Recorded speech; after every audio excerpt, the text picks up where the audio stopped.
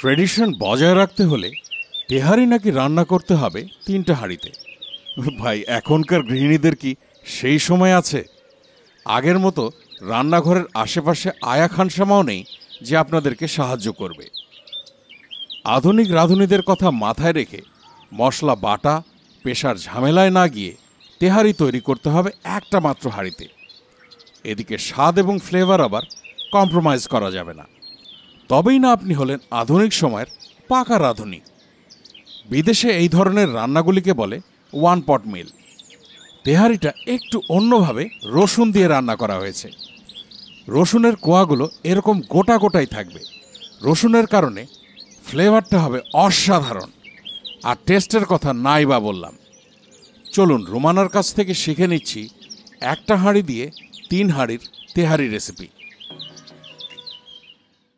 তেহারি রান্নাটাকে সহজ করার জন্য আমি রেডিমেড মশলার মিক্স ব্যবহার করছি। এই বক্সগুলোতে 2টো প্যাকেট দেয়া থাকে। একটার ভেতর গোটা মশলা, আরেকটার ভেতর গুঁড়ি মশলা। গুঁড়ি মশলার পুরোটুকুই মাংসের ভেতরে নিয়ে নিচ্ছি। আমি এখানে মাংস নিয়েছি 1 কেজি পরিমাণ। আপনারা বিফ বা মাটন যে কোনো মাংস দিয়ে এই তেহারি রান্না করতে পারবেন। মাংসের সাথে মশলাগুলোকে ভালো করে মাখিয়ে নিচ্ছি। ভালো কথা, আমি কিন্তু প্যাকেটের ইনস্ট্রাকশন অনুযায়ী তেহারিটা রান্না করছি না। আমি রান্না করছি একেবারে আমার মতো। মাংসের টুকরোগুলোকে দেখেন এরকম ছোট ছোট করে কেটে নিয়েছে। তেহারি রান্নার জন্য মাংসগুলোকে এরকম ছোট ছোট করে কেটে নিতে হয়। ভালো করে মাখানো হয়ে গেলে ঢাকনা দিয়ে ঢেকে অপেক্ষা করছি ঘণ্টাখানেক। মাখানোর পর ফ্রিজে বা বিশেষ কোনো জায়গায় রাখার কোনো দরকার নেই।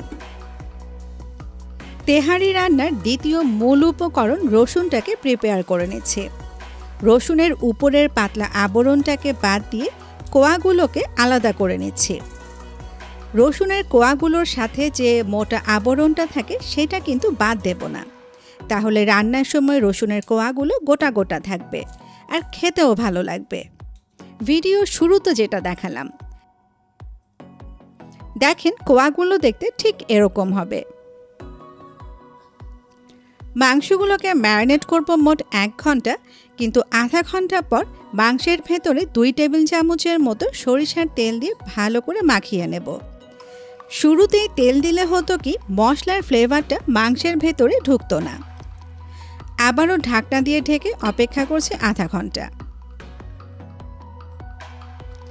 রান্না করতে চলে আসলাম। তেহারি রান্না করতে হয় সরিষার তেল দিয়ে। 1 কাপ সরিষার তেল নিয়ে নিলাম। তেলটা গরম হওয়ার পরে 1.5 কাপ পেঁয়াজ কুচি দিয়ে দিচ্ছি। রান্না করছি ফুল আছে। মিনিট খানেক ভেজে নিলাম।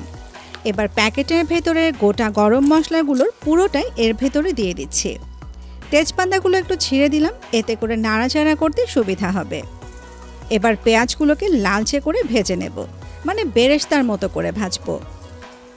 সরিষার তেল দিয়ে রান্না করলে মাঝে মাঝে ফেনা হয়, তাই বারবার পেঁয়াজগুলোকে একটু হাতার মধ্যে তুলে দেখতে হবে লালচে হয়েছে কিনা।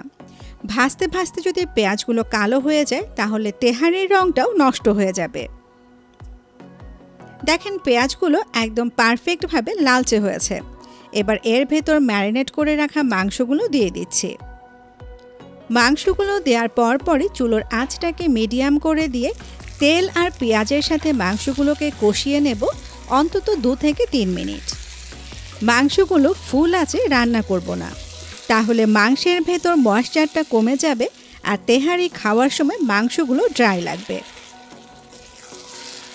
মাংসগুলো কষানো হয়ে গেছে।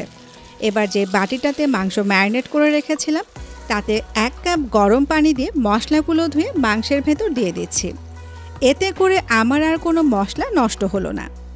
এবার স্বাভাবিক রান্না করার মতোই মাংসগুলো রান্না করব, মানে ঢাকা দেব, মাঝে মাঝে ঢাকনাটা খুলে একটু নেড়ে চেড়ে দেব। এই 1 কাপ গরম পানিতে মাংসগুলো যদি সফট না হয় সেক্ষেত্রে আরও কিছুটা গরম পানি অ্যাড করে দেবেন। আর রান্না করবেন মাংসগুলো একদম সফট হওয়া পর্যন্ত। চালটাকে প্রিপেয়ার করে নেই। আজকে তেহারি রান্না করব 3 কাপ চাল দিয়ে। তবে রান্না করার আগে চালগুলোকে পানি দিয়ে পরিষ্কার করে পানিটা ভালো করে ঝরিয়ে নিতে হবে। চালের গায়ে পানি থাকলে তেহারিটা ঝরঝরে হবে না। আজকের তেহারি রান্নার জন্য তেল, মশলা, চাল সব কিছুই ব্যবহার করছি এসিআই পিওর ব্র্যান্ডের। মাংসগুলো সফট হয়ে গেছে, পানিও শুকিয়ে গেছে। তারপরও আমি 2 মিনিট মাংসগুলোকে কষিয়ে নিচ্ছি। এতে করে ফ্লেভারটা অনেক ভালো হবে। এবার চুলোটা বন্ধ করে ঝোল যতটুকু সম্ভব বাদ দিয়ে মাংসগুলোকে তুলে নিচ্ছি। ইন্ট্রোতেই বলেছিলাম তেহারি রান্না করতে 3টা হাঁড়ি লাগে, কিন্তু এখনকার গৃহিণীদের এত সময় কোথায়? তাই আমি ঝামেলা কমাতে একটা মাত্র হাঁড়িতে তেহারি রান্না করছি। বিদেশে এ ধরনের রেসিপিগুলোকে বলে 1 পট ডিশ।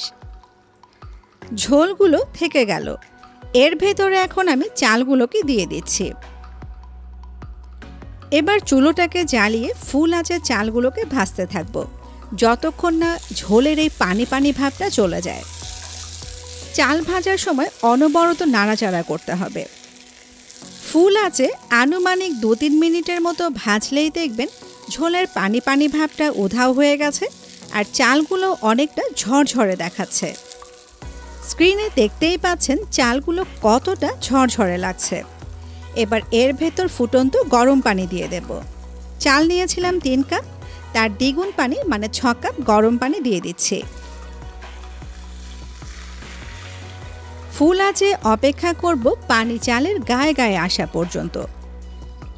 যদিও রেডিমিক্স মশলার প্যাকেটগুলোতে লবণ থেকে শুরু করে সমস্ত উপকরণ পরিমাণ মতো দেয়া থাকে, তারপরও এই পর্যায়ে পানিটা একটু চেখে দেখব যে লবণ ঠিক আছে কিনা। আমার কাছে মনে হয়েছে কিছুটা লবণ লাগবে, তাই আমি আধা চা চামচ লবণ অ্যাড করে দিলাম। এই পর্যায়ে যদি লবণটা ব্যালেন্স করতে না পারেন, পরে তেহারিতে লবণের পরিমাণ আর ঠিক করতে পারবেন না। পানি চালের গায়ে গায়ে আসা পর্যন্ত খুব কম নাড়াচাড়া করব, তাহলেই তেহারিটা ঝরঝরে হবে। পানি চালের গায়ে গায়ে চলে এসছে।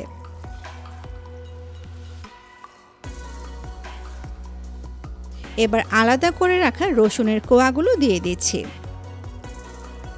সেই সাথে তেহারির এসেন্সের জন্য যে মূল উপকরণ মানে কাঁচামরিচ দিয়ে দিচ্ছি 20 থেকে 22টা। কাঁচামরিচ কিন্তু অবশ্যই দিতে হবে। আর রসুন কাঁচামরিচ দেওয়ার আগে অবশ্যই পানি দিয়ে ভালো করে পরিষ্কার করে নিতে হবে। একটু মিক্স করে নিলাম। আমি এখানে প্রায় 20-22 কোয়ার মতো রসুন নিয়েছি। এবার চুলোর আঁচটা লো করে দিয়ে ঢাকনা দিয়ে ঢেকে দমে দিয়ে দেব অন্তত 10 মিনিটের জন্য। ঢাকনায় যদি কোনো ফুটো থাকে অবশ্যই সেটাকে বন্ধ করে দিতে হবে। মরিচগুলো আমি আস্তই দিলাম, কেটে বা ফেলে দিইনি।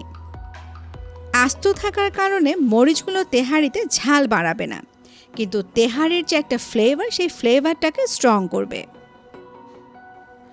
10 মিনিট পর ঢাকনা খুলে দিলাম। একটু মিক্স করে নিচ্ছি। দেখে নিশ্চয়ই বুঝতে পারছেন চালগুলো কতটা ঝরঝরে আছে। এবার যে মাংসগুলো ঝোল থেকে তুলে রেখেছিলাম সেগুলো দিয়ে দিচ্ছি।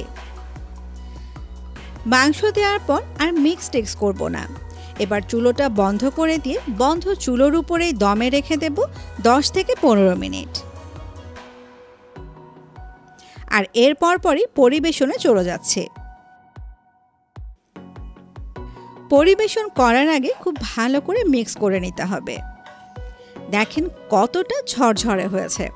কাঁচামরিচ, রসুন, সরিষার তেল সব কিছু মিলিয়ে তেহারির ফ্লেভারটা কিন্তু দারুণ এসছে। এটা আপনারা রান্না না করলে বুঝতে পারবেন না।